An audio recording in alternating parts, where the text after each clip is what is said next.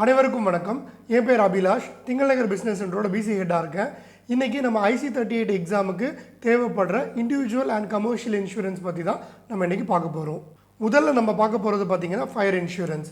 So fire insurance அப்படிங்கிறது தீ விபத்துக்கான ஒரு காப்பீடு. ஃபயர் இன்சூரன்ஸ் யாருக்கெல்லாம் கொடுக்கலாம் அப்படின்னு பார்த்தீங்கன்னா இண்டிவிஜுவல் கொடுக்கலாம், ஆஸ் வெல் அஸ் கமர்ஷியல் கொடுக்கலாம். ஸோ இண்டிவிஜுவல் அப்படிங்கிறது நம்ம இப்போது ஒரு வீடு வைக்கிறாங்க, ஸோ அந்த வீட்டுக்கு நம்ம ஃபயர் இன்சூரன்ஸ் கொடுக்கலாம். ஸோ கமர்ஷியல் அப்படிங்கிறது ஒரு ஃபேக்டரி, இண்டஸ்ட்ரி, ஸோ அந்த மாதிரி கொடுக்குறது பார்த்திங்க அப்படின்னா கமர்ஷியல். மேலும் பார்த்தீங்க அப்படின்னா இது மூவபிள் ப்ராப்பர்ட்டிஸ்க்கும் கொடுத்துக்கலாம், இம்மூவபிள் ப்ராப்பர்ட்டிஸ்க்கும் கொடுத்துக்கலாம். ஸோ மூவபிள் ப்ராப்பர்ட்டி அப்படின்னு சொல்லும்போது ஒரு வீடு இல்லை ஒரு இண்டஸ்ட்ரி, ஒரு ஃபேக்ட்ரி அந்த மாதிரி இருக்கும்.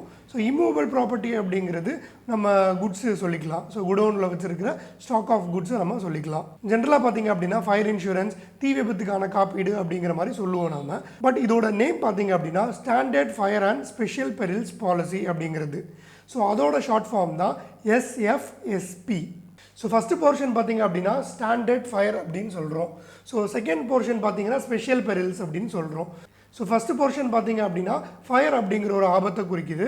ஸோ செகண்ட் போர்ஷன் பார்த்திங்க அப்படின்னா ஒரு 11 ஆபத்துகளை குறிக்குது. ஸோ மொத்தம் இந்த 12 ஆபத்துகளை சேர்ந்து கவர் பண்ணுறதுனால தான் இதை நம்ம standard fire and special perils policy அப்படின்னு சொல்கிறோம். ஸோ இந்த 12 ஆபத்துகளுமே பார்த்திங்க அப்படின்னா நேம்டு பெரில்ஸ் அப்படின்னு சொல்லுவோம். அதாவது இந்தந்த ஆபத்துகள் தான் அப்படின்னு சொல்லிட்டு நமக்கு 12 மென்ஷன் பண்ணியிருக்காங்க. ஸோ அந்த 12 ஆபத்தையும் நீங்கள் ஆக்சுவலாக தெரிஞ்சு வச்சுக்கணும். அது என்னன்னா ஃபஸ்ட்டு ஃபயர். ஸோ நமக்கு தெரியும் தீ விபத்து. செகண்ட் பார்த்தீங்கன்னா லைட்னிங். ஸோ மின்னல் சம்மந்தப்பட்ட டேமேஜ் ஆகிறது லைட்னிங். மூணாவது பார்த்தீங்கன்னா எக்ஸ்ப்ளோஷன். ஸோ ஏதாச்சும் வெடிக்கிறது அந்த மாதிரி விஷயம் எக்ஸ்ப்ளோஷன். ஸோ நாலாவது பார்த்தீங்க அப்படின்னா ஏர்க்ராஃப்ட் டேமேஜ். ஸோ இப்போ பார்த்தீங்க அப்படின்னா ஃப்ளைட்டு வந்து விழுறது, இல்லைனா ஃப்ளைட்டில் இருந்து ஏதாச்சும் வந்து விழுறது. ஸோ ஏர்க்ராஃப்ட் டேமேஜில் ஃப்ளைட் மட்டும் அப்படின்னு கிடையாது. ஸோ எந்த மாதிரி ஒரு விஷயம் பறக்கிறதா இருந்தாலுமே அதனால க்ரியேட் ஆகிற டேமேஜும் நம்ம சொல்லிக்கலாம். ஸோ இந்த நாலுத்தையும் நம்ம சேர்த்து பார்த்தீங்க அப்படின்னா ஃப்ளக்ஸா அப்படின்னு நம்ம ஞாபகம் வச்சுருக்கலாம். பட் இது ஆக்சுவலாக நம்ம டெக்னிக்கலாகவும் இப்படி தான் நம்ம சொல்லுவோம். ஸோ எஃப்ங்கிறது ஃபயரு, எல்லுங்கிறது லைட்னிங், எக்ஸுங்க அப்படிங்கிறது எக்ஸ்ப்ளோஷன், ஏ அப்படிங்கிறது ஏர்க்ராஃப்ட் டேமேஜ். ஸோ இப்போ 4 கம்ப்ளீட் பண்ணிட்டோம். 5வது பார்த்தீங்க அப்படின்னா storm, tempest, flood, inundation. So இது பார்த்தீங்க அப்படின்னா எல்லாமே தண்ணி சம்மந்தப்பட்ட விஷயம். ஸோ புயல், அது ரிலேட்டடாக வர பார்த்தீங்க அப்படின்னா பெருவெள்ளம், இந்த மாதிரி விஷயங்கள் எல்லாமே பார்த்தீங்கன்னா இதில் கவர் ஆகும். இதை நம்ம டெக்னிக்கலாக என்ன சொல்லுவோம் அப்படின்னா STFA அப்படின்னு சொல்லுவோம். ஸோ அதாவது S storm, T tempest, F flood, I inundation. So 5வது பார்த்தீங்க அப்படின்னா riot, strike and malicious damage. So riot அப்படிங்கிறது எல்லாருக்குமே தெரியும், கலவரம் வெடிக்கிறது. ஸோ மலீஷியஸ் டேமேஜ் அப்படிங்கிறது வேணும்ட்டே ஒரு டேமேஜை பண்ணுறது மலீஷியஸ் டேமேஜ். ஸோ இதை நம்ம டெக்னிக்கலாக பார்த்தீங்க அப்படின்னா RSMD அப்படின்னு சொல்லுவோம். R riot, S strike, MD malicious damage. So 6வது கவர் பார்த்தீங்க அப்படின்னா இம்பேக்ட் டேமேஜ். அந்த ப்ராப்பர்ட்டியில் ஏதாச்சும் ஒரு 3வது நபரோட ஒரு வெஹிக்கிள் அந்த மாதிரி ஏதாவது ஒன்று வந்து இடித்து டேமேஜ் பண்ணிச்சு அப்படின்னா அதை இம்பேக்ட் டேமேஜ்னு சொல்லுவோம். 7வது பார்த்தீங்க அப்படின்னா எர்த்குவேக், நமக்கு தெரியும் பூகம்பம். ஸோ 8வது பார்த்தீங்க அப்படின்னா land slide, rock slide. So பாறை உருண்டு வர்றது, இல்லை ஆக்சுவலாக நிலம் ஆக்சுவலாக தாழ்ந்து போகிறது, இந்த மாதிரி விஷயம் எல்லாம் கவர் ஆகும். 9வது கவரேஜ் பார்த்தீங்க அப்படின்னா bursting or overflowing of water tanks. அதாவது வாட்டர் டேங்க்ஸ் ஆக்சுவலாக பர்ஸ்ட் ஆகி அந்த தண்ணினால் ஆக்சுவலாக டேமேஜ் ஆகுறதோ, இல்லை அப்படின்னா அந்த வாட்டர் டேங்க் ஓவர்ஃப்ளோ ஆகி அதனால் டேமேஜ் ஆகுறதும் இதில் கவர் ஆகும். 10வது பார்த்தீங்க அப்படின்னா மிசைல் டெஸ்டிங். இப்போ கவர்மெண்ட் ஒரு மிசைல் டெஸ்ட் பண்ணுறாங்க அப்படின்னா ஸோ அதோட வைப்ரேஷன்ஸ்னால ஏதாவது டேமேஜ் ஆனாலோ, இல்லை எக்ஸாக்ட்லி அதால் ஏதாவது டேமேஜ் ஆனாலுமோ அது ஆக்சுவலாக கவர் ஆகும். ஸோ 11th ஒன் பார்த்தீங்க அப்படின்னா ஆட்டோமேட்டிக் ஸ்ப்ரிங்க்லர் லீக்கேஜ். ஸ்ப்ரிங்க்லர் அப்படிங்கிறது எல்லாருக்கும் என்னன்னு தெரியும். ஸோ என்ன பண்ணுவாங்க அப்படின்னா ஃபயருக்காக பில்டிங்ஸில் மாட்டப்பட்டிருக்கும். ஸோ தீ விபத்து ஏற்படுற பட்சத்தில் அதுவே ஆட்டோமேட்டிக்காக ஆக்சுவலாக தண்ணி தெளிக்க ஆரம்பிச்சிடும். ஸோ அதுதான் பார்த்தீங்கன்னா ஆட்டோமேட்டிக் ஸ்ப்ரிங்க்லர். ஸோ அது லீக்கேஜ் ஆகிறதுனால கூட பில்டிங் டேமேஜ் ஆகும், இல்லை ப்ராப்பர்ட்டி டேமேஜ் ஆகும். ஸோ அதையும் இதில் கவர் பண்ணுவாங்க. ஸோ 12வது பார்த்தீங்க அப்படின்னா bush fire. So bush fire அப்படிங்கிறது என்னன்னா புதர்த்தி அப்படின்னு சொல்லுவோம் தமிழில். ஸோ அதாவது இப்போ ஒரு ப்ராப்பர்ட்டியை சுற்றி புதர் இருக்குது.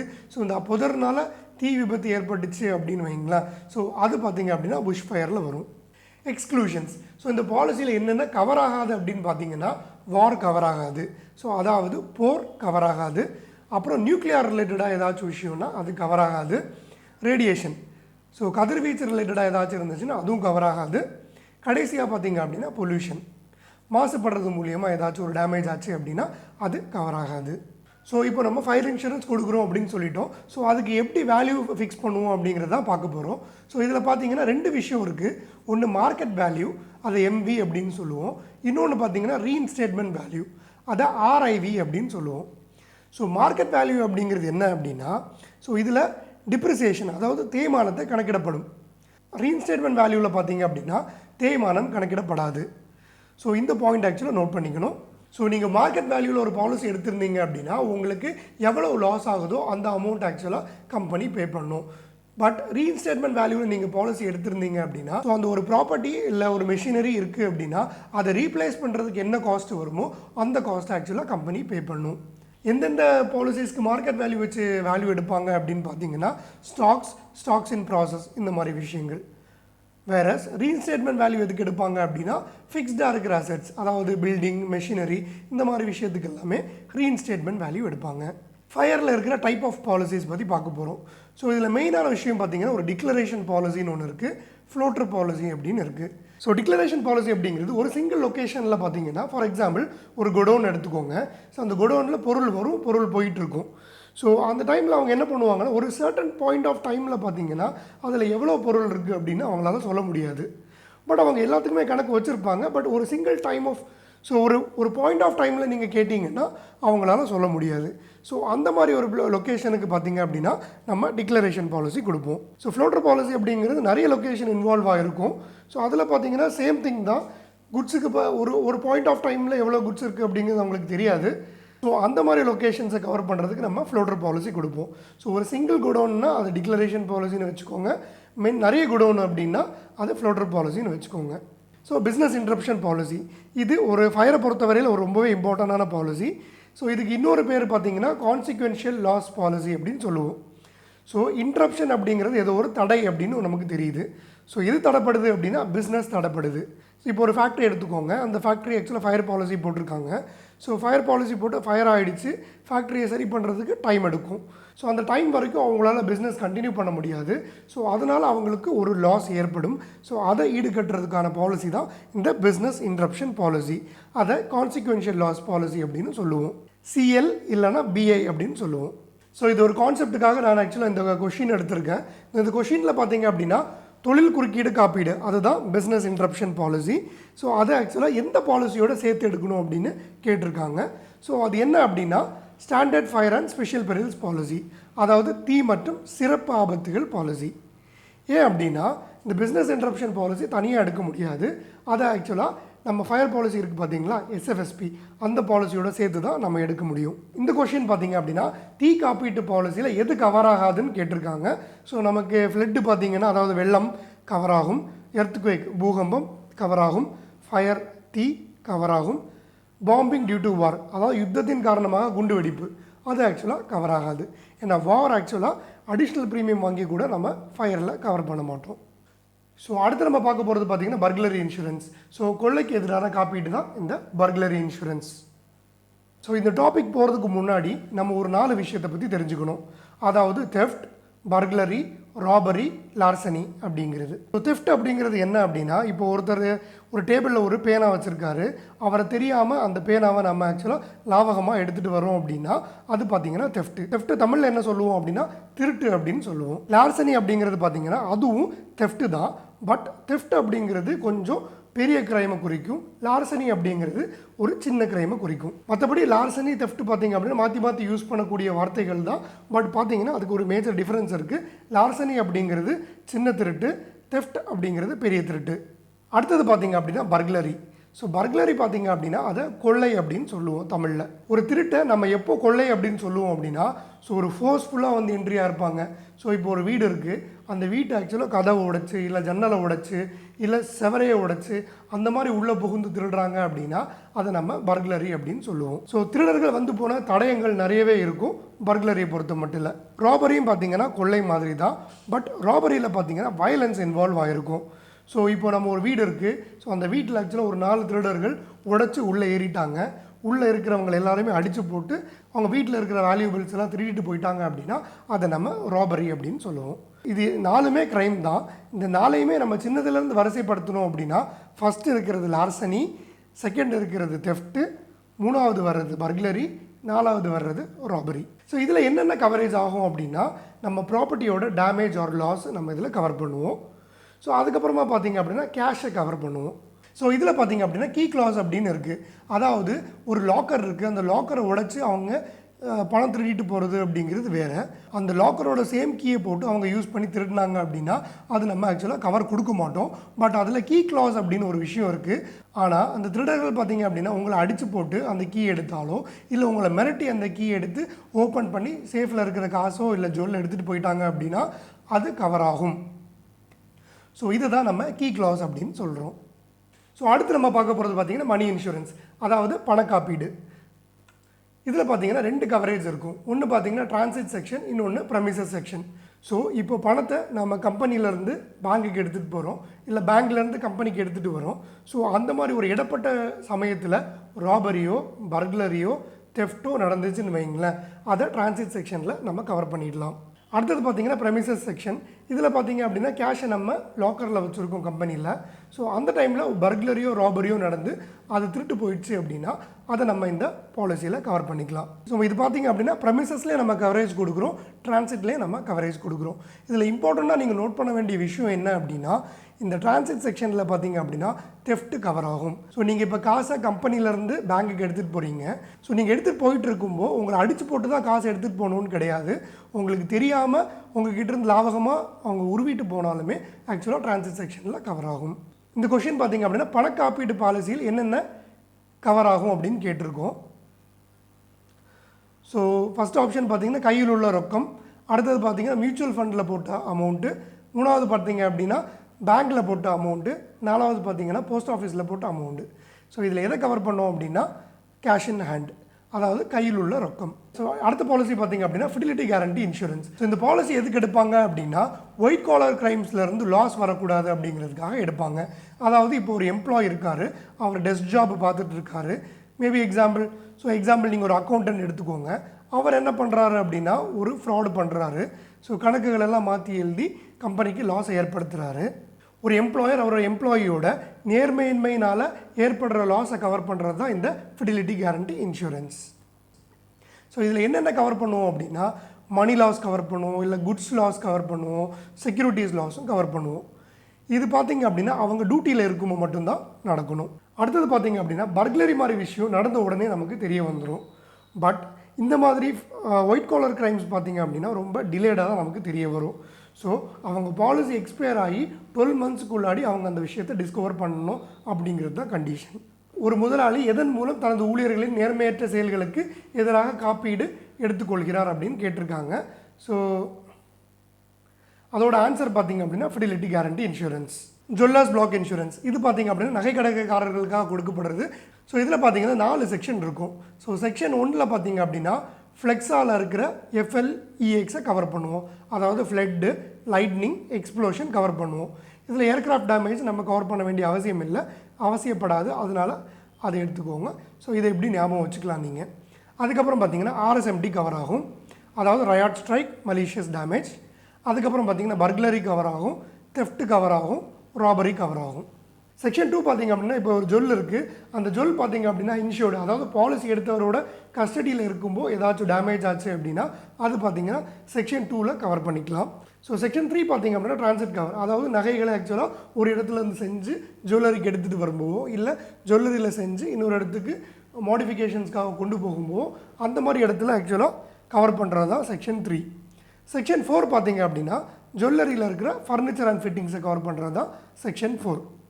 ஸோ இப்போ ஜுவல்லர்ஸ் பிளாக் இன்சூரன்ஸ் எடுக்கிறாங்க அப்படின்னா செக்ஷன் 1 பார்த்திங்கன்னா கம்பல்சரியாக கொடுத்தே ஆகணும். செக்ஷன் 2, 3, 4 பார்த்திங்கன்னா ஆப்ஷனல் தான், அவங்களுக்கு என்ன செக்ஷன் தேவையோ அந்த செக்ஷன் அவங்க எடுத்துக்கலாம் அப்படிங்கிறது தான். இந்த கொஷின் பார்த்திங்க அப்படின்னா நகைக்கடைக்காரர்களின் பிளாக் பாலிசியை பொறுத்தவரை அவங்க இப்போ ஒரு பார்சலில் ஆக்சுவலாக ஜுவல் எடுத்துகிட்டு போகிறாங்க அப்படின்னா அதை எதில் கவர் பண்ணலாம் அப்படின்னு கேட்டிருக்காங்க. அது நமக்கு தெரியும், டிரான்சிட்டில் தான் கவர் பண்ண முடியும். அது பார்த்திங்கன்னா section 3. Engineering insurance. So engineering insurance பார்த்திங்கன்னா ரொம்பவே வைடான ஒரு விஷயம். ஸோ நான் ஜஸ்ட் ஆக்சுவலாக உங்களுக்கு எக்ஸாம் பாயிண்ட் ஆஃப் வியூவில் கொஞ்சம் நேம்ஸ் மட்டும் சொல்கிறேன், அந்த நேம்ஸை மட்டும் கொஞ்சம் தெரிஞ்சுக்கோங்க.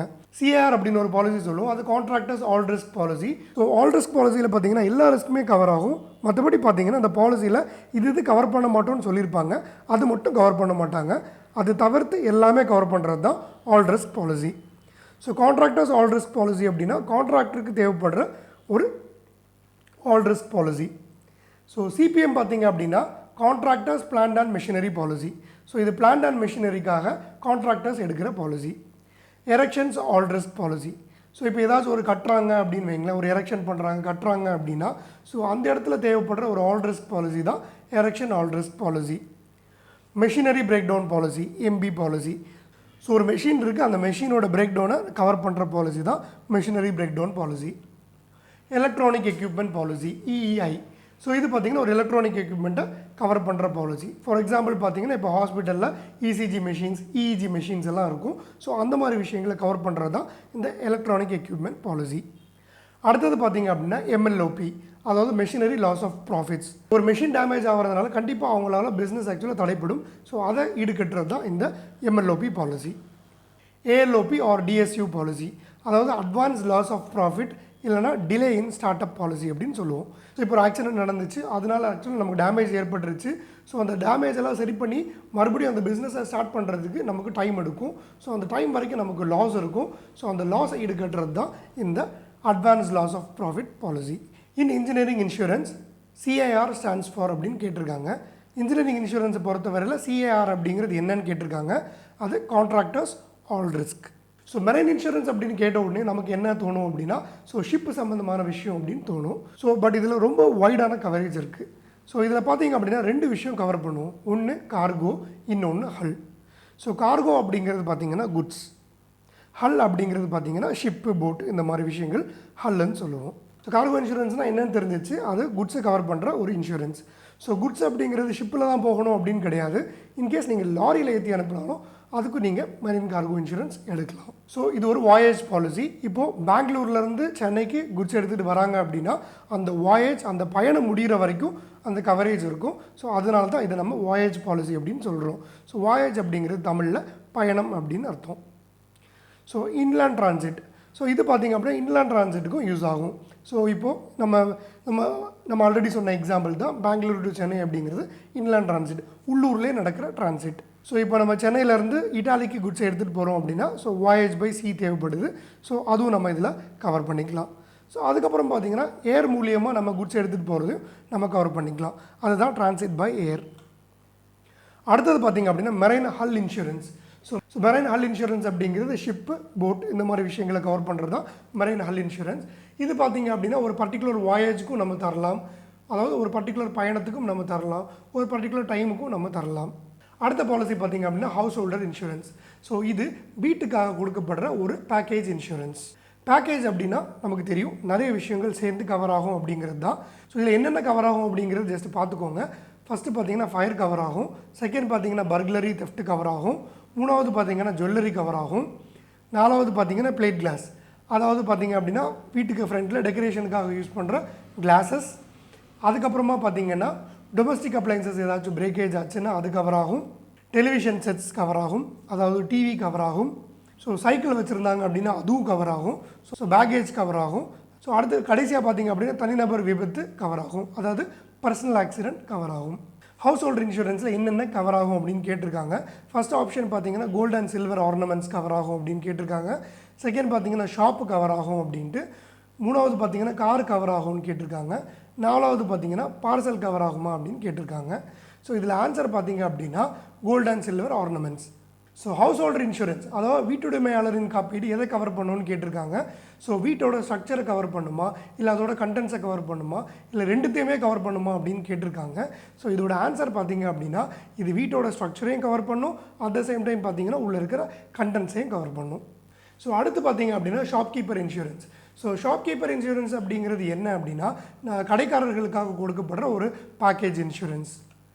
ஸோ இதில் என்னென்ன கவர் ஆகும் அப்படின்னா ஃபயர் கவர் ஆகும், பர்க்லரி அண்ட் தெஃப்ட் கவர் ஆகும், மணி இன்சூரன்ஸ் கவர் ஆகும், பெடல் சைக்கிள் கவர் ஆகும், அதாவது சைக்கிள் கவர் ஆகும், பிளேட் கிளாஸ் கவர் ஆகும்.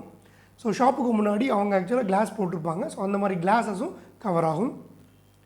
நியான் சைன், ஸோ போர்டு வச்சுருப்பாங்க, ஸோ அதில் நியான் லைட்ஸ் யூஸ் பண்ணியிருப்பாங்க, அதுவும் கவர் ஆகும். இல்லை மற்றபடி ஏதாவது க்ளோ லைட்ஸ் வச்சுருந்தா அதுவும் கவர் ஆகும். பேக்கேஜ் கவர் ஆகும், பர்சனல் ஆக்சிடெண்ட் அதாவது தனிநபர் விபத்து காப்பீடு கவர் ஆகும்.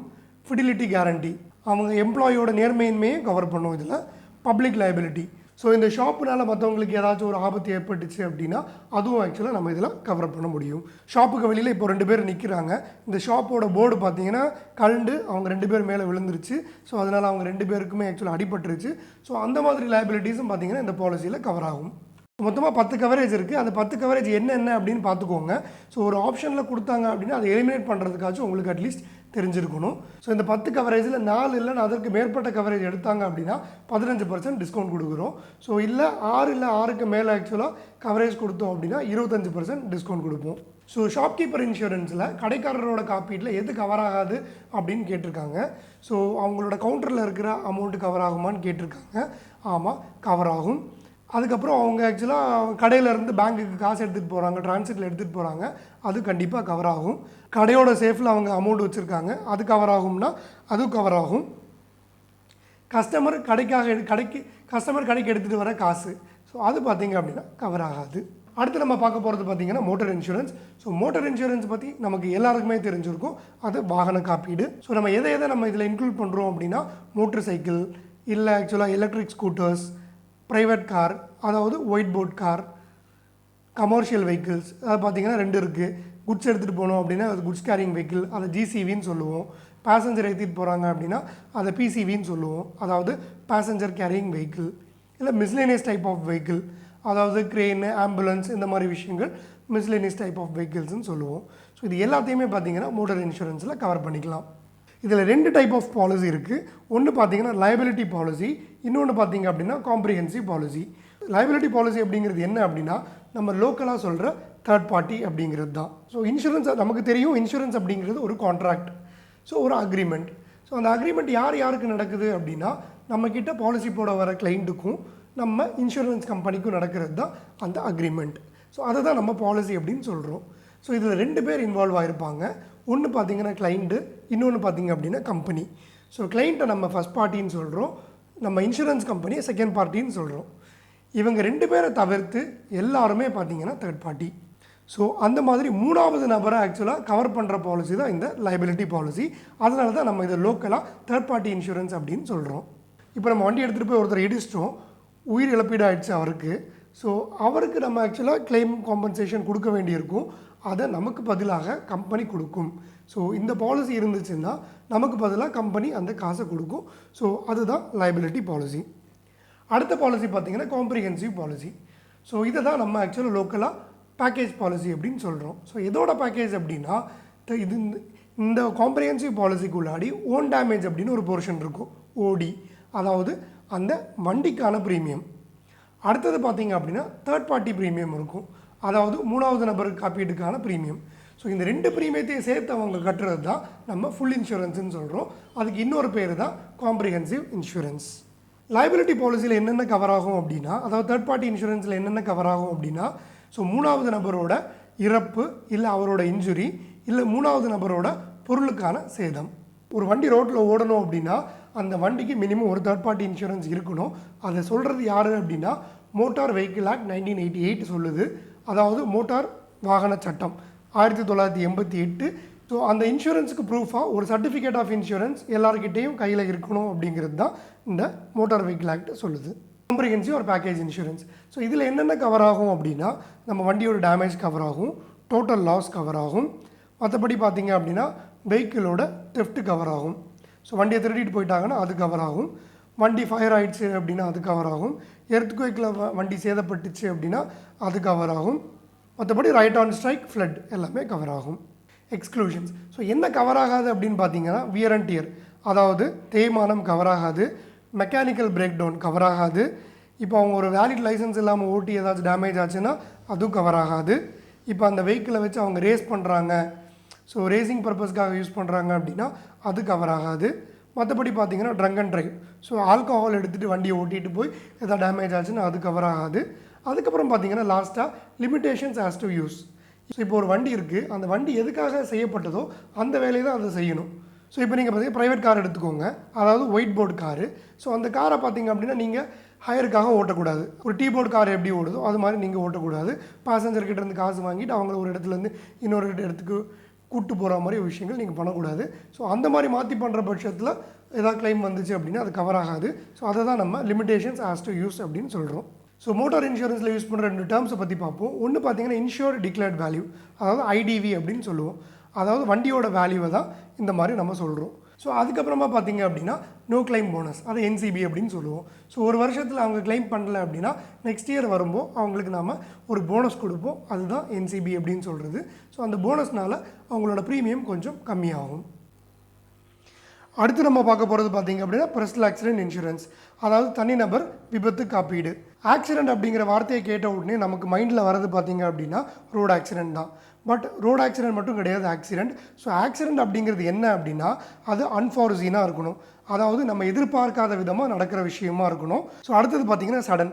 ஸோ சடன் அப்படின்னா திடீர்னு நடக்கிற மாதிரி. ஸோ நீங்கள் எதிர்பாராத விதமாக திடீர்னு நடக்கிற எல்லா விஷயமுமே ஆக்சிடென்ட் தான். ஸோ இப்போ நீங்கள் பாத்ரூம் போகிறீங்க, வலிக்கு கீழே விழுறீங்க, ஸோ அப்போ உங்களுக்கு அடிபட்டுச்சு அப்படின்னா அதுவும் ஆக்சிடென்ட் தான். இல்லை வீட்டுக்கு மொட்டை மாடியிலேருந்து எட்டி பார்க்குறீங்க, தவறுதலாக கீழே விழுந்துட்டீங்க, ஸோ அதுவும் பார்த்திங்கன்னா ஆக்சிடென்ட் தான். இதில் என்னென்ன கவரேஜ் இருக்குன்னா பேசிக்காக டெத்தும் டிசேபிலிட்டியும். ஸோ ஒருத்தர் இறந்து போயிட்டார் அப்படின்னா அதுக்கும் கவரேஜ் இருக்குது. இல்லை அவர் ஆக்சுவலாக முடமாயிட்டார் அப்படின்னா அதுக்கான கவரேஜும் இந்த பாலிசியில் இருக்குது. ஸோ டிசேபிலிட்டியில் பார்த்திங்கன்னா ஒரு 3 விதமாக சொல்லியிருப்பாங்க, அதாவது permanent total, permanent partial, temporary total. So permanent total பற்றி பார்ப்போம். ஸோ டோட்டல் அப்படிங்கிறது மொத்த பாடியும் அவங்களுக்கு பார்த்திங்கன்னா முடமாகி போகும். ஸோ பெர்மனன்ட் அப்படிங்கிறது இதுக்கு ஒரு ரெக்கவரி கிடையாது. ஸோ அவங்க கடைசி வரைக்கும் இப்படி தான் இருப்பாங்க அப்படிங்கிறது தான் permanent total. So permanent partial அப்படிங்கிறது என்ன அப்படின்னா அவங்களோட சில பாகங்கள் செயலிழந்து போகிறது, அதாவது சில பாகங்கள் மட்டும் முடமாகி போகும். பட் அது பெர்மனன்ட், அந்த இதுலேருந்து அவங்களுக்கு ரெக்கவரி கிடையாது, கடைசி வரைக்கும் அந்த பாகம் அப்படி தான் இருக்கும் அப்படிங்கிறது. ஸோ லாஸ்ட் ஒன் பார்த்திங்க அப்படின்னா டெம்பரரி டோட்டல், அதாவது மொத்தமாக முடம் ஆகிடுவாங்க, பட் டெம்பரரி பீரியடுக்கு மட்டும்தான், கொஞ்சம் காலத்துக்கு அப்புறம் அவங்க ரெக்கவர் ஆகிடுவாங்க அப்படிங்கிறது தான் temporary total.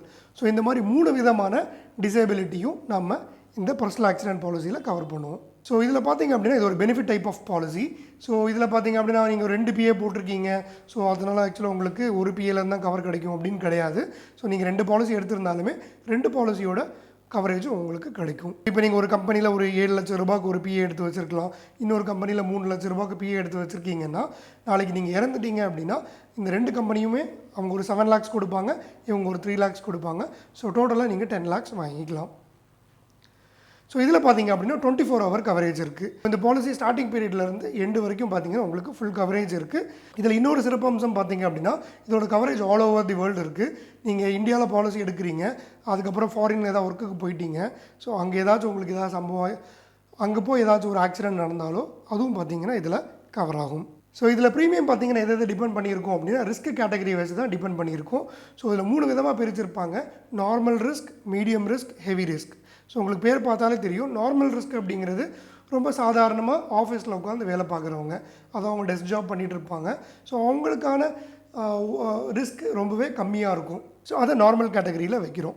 So medium category பார்த்திங்க அப்படின்னா ஓரளவுக்கு வெளியில் ஒர்க் பண்ணுறவங்க, டிரைவர்ஸ், கண்டக்டர்ஸ், அந்த மாதிரி விஷயங்கள் எல்லாமே நம்ம மீடியம் ரிஸ்கில் போட்டுப்போம். ஹெவி ரிஸ்க் அப்படிங்கிறது என்ன அப்படின்னா ஸோ இப்போ தீப்பெட்டி தொழிற்சாலை, இல்லை ஆக்சுவலாக பட்டாசு தொழிற்சாலை, இல்லை மைன்ஸில் ஒர்க் பண்ணுறவங்க, ஸோ அதெல்லாம் பார்த்திங்கன்னா ஹெவி ரிஸ்க்கு. ஸோ அந்த கேட்டகரி பார்த்திங்கன்னா அவங்களுக்கு ப்ரீமியம் ஜாஸ்தியாக இருக்கும்.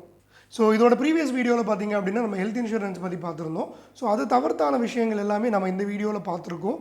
ஸோ இது உங்கள் எக்ஸாமுக்கு ரொம்பவே ஹெல்ப்ஃபுல்லாக இருக்கும் அப்படின்னு நான் நம்புகிறேன். ஸோ வீடியோ முடிக்கிறதுக்கு முன்னாடி உங்கள் எல்லாருக்குமே நான் தேங்க் பண்ண விருப்பப்படுறேன். ஸோ எதுக்கு அப்படின்னா இந்தியாவோட ஓல்டஸ்ட் இன்சூரன்ஸ் கம்பெனியில் இன்சூரன்ஸ் ஏஜெண்ட்டாக நீங்கள் சேர்றது விருப்பம் காட்டினதுக்காக மற்றும் உங்களோட பொன்னான நேரத்தை இந்த வீடியோக்காக செலவு செஞ்சதுக்காகவும் என்னோட பெரிய thank you and all the best for your exam.